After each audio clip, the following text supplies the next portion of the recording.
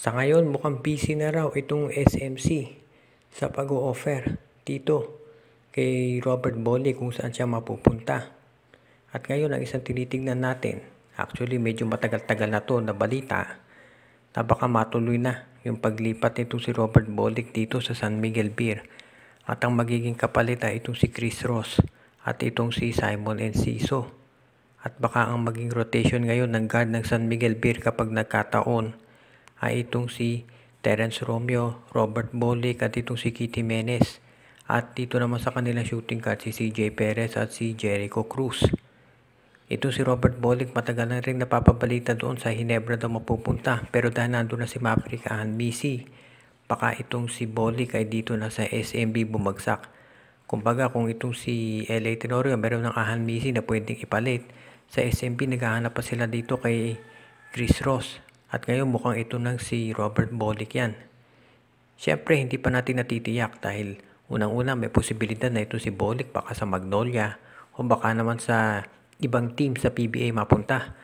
Pero dahil yung rights niya ay nasa Northport Batang Pier, malamang ito si Bolick ay talagang dito sa SMC ang bagsak niyan. Hindi naman yan pakakawalan doon sa TNT unless matindi rin yung kapalit. So abangan na lang natin kung ano mangyayari dito. Pero may posibilidad talaga na ito si Robert Bolick ay mapunta sa SMC. At kapag yan ay nangyari, masasabi natin na talagang lalakas lalo yung lineup ng SMB kung sakaling makuha nila itong si Bolick. Dahil magkakaroon na sila ng isa pang reliable na point guard, playmaker at scorer. At mababawasan pa yung rotation, kumbaga hindi na mahihirapan si Coach George Gallant na i-rotate ang sobrang daming point guard. Pwede na yung tatlo dyan, si Bolick at si Romeo at itong si Kitty Menes. Kaya abangan na lang natin kung ano magiging sagot ng Northport sa offer na ito. Meron kayang posibilidad na itong si Mikey Williams ay mapunta dito sa Barangay Ginebra. At ang maging kapalit dyan ay yung mga iba-ibang guards ng Ginebra dahil medyo overloaded na sila doon. So iaantog nila iba nilang guards, first round picks at yung iba pa nilang players para makuha itong si Mikey Williams. Meron kasi mga balita na ito si Williams ay gusto na raw mapunta dito sa SMC at malamang sa Ginebra niyan gusto dahil alam niya na nakita niya siguro na itong si Maverick Ahanmisi yung gustong kontrata ay binigay ng Ginebra at malamang yan din ang gusto ngayon ni Mikey, yung kontratang ayaw sa kanya ibigay ngayon ng TNT baka sa Ginebra niya makuha. Ang tanong, interesado kaya ang Ginebra na makuha itong si Mikey Williams?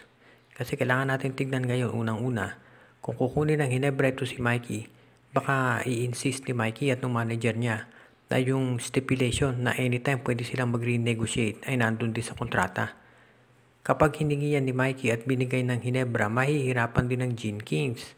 Dahil every time na magcha-champion sila, gugustuhin ni Mikey na mag-renegotiate ng contract at humingi ng increase. Kaya ayan ngayon ang kailangan natin tignan kung ito ay tatanggapin talaga ng Ginebra. Sinabi na ni Tim Cone na gusto niya yung laro ni Mikey Williams. Kaya nga gusto niya ito sana isama doon sa Asian Games. Dahil ito ay isang floor spacer at mahusay umatake sa basket at may 3-point shot pa.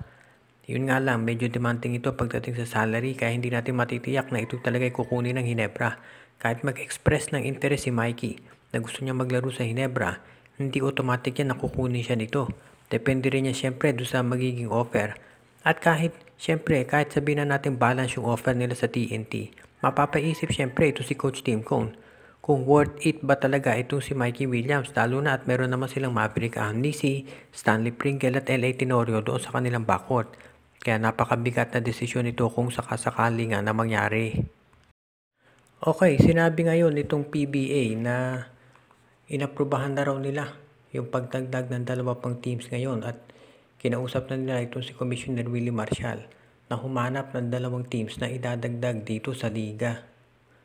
Hindi pa maliwanag kung anong kumpanya yon, pero maliwanag yun daw ang marching orders nitong Board of Directors dito kay PBA Commissioner Willie Marshall na dagdagan na yung mga team sa liga.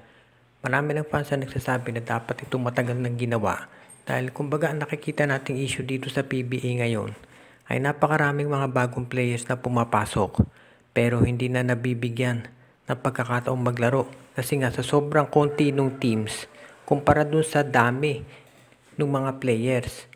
Kaya maraming mga every year may mga pumapasok na mga rookies at ang nangyayari yung mga veterans at yung mga ilang taon pa na sa liga ay nababangko na o nawawala ng pagkakataon na maglaro. At ang nangyari, napupunta sa MPBL o yun nga, nagdedesisyon na mag-abroad na lang o sa ibang liga dito sa Pilipinas maglaro. Kaya sa ngayon, ang tinitignan daw ng PBA ay gumawa ng paraan para magdagdag ng iba pang mga kumpanya. So, tinitignan nila ngayon, dalawa raw ang idadagdag. Hindi pa maliwanag kung sino yung mga yon. Baka SM o Chooks to Go o Master Sardines o baka merong ibang kumpanya dyan na hindi natin alam na bigla na lang sasali dito. Pero ang maliwanag, ang gusto ng liga, magkaroon ng additional, kumbaga employment yung mga ibang players. Para naman sa mga fans, good news ito, pero ang importante kinakailangan yung team na sasali, itong dalawang kumpanya na to, ay talagang magko-compete sa liga. Hindi yung magiging katulad ng Terra Firma at ng Blackwater Bossing na palagi na lang kulelat at binibigay pa yung mga top draft picks nila dito sa SMC at sa MVP groups. Huwag naman sana ganun.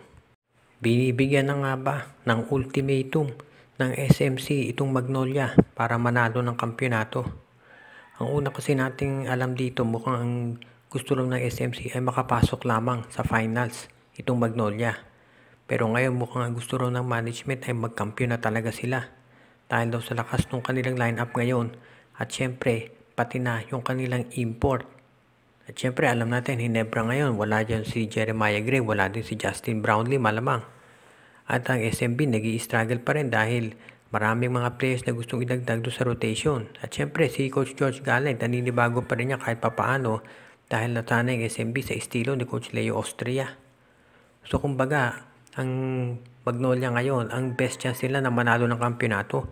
Lalo na't ang TNT, marami rin problema doon sa lineup, mga injuries. Kaya tignan natin kung ito na ba talaga ang masasabi nating last chance para kay Coach Chito Victorero. Nagbigyan ng kampyonato itong Magnolia Chicken Templados.